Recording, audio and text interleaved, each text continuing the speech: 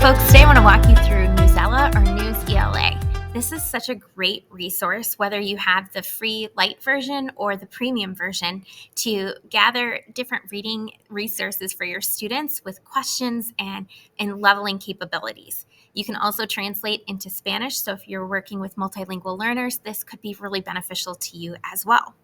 Now, again, I use the Lite version, and I love using this for quick articles that we can make connections to bigger text. So they give you 4 staff picked each month that you can assign and you can play with. And so let's go into one of the free ones. But note that there are several other articles that you can access and that you can read for a limited time. So let's take a look here. So cicadas are coming, and so this is a really hot topic right now. And again, this is really great for practicing reading strategies that can be then applied to greater texts. So I am going to switch it to English, and you can assign it to your students. You can also change the lexile level.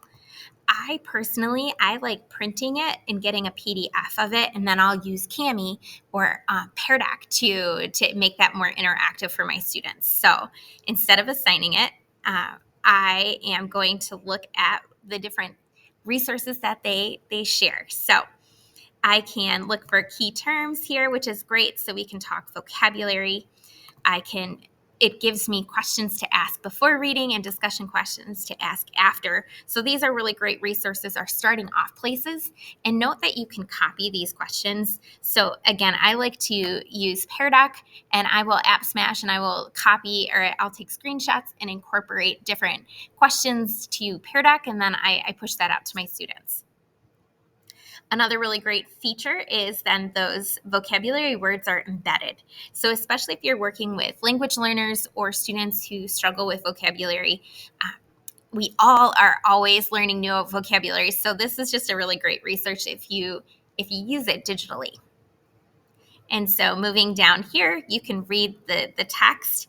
And again, there are all sorts of different activities that you can do with students.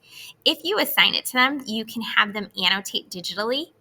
And again, that's typically a feature I don't use, but I really enjoy. And so you can have them create writing prompts, quizzes, and all sorts of things. So if you hit print here, it gives you all of those options. So I like to print, and I'll create a PDF that I can save and use in multiple ways. So I'm going to create this right here. I am able to work with the text. And again, this is great for my students who can read it.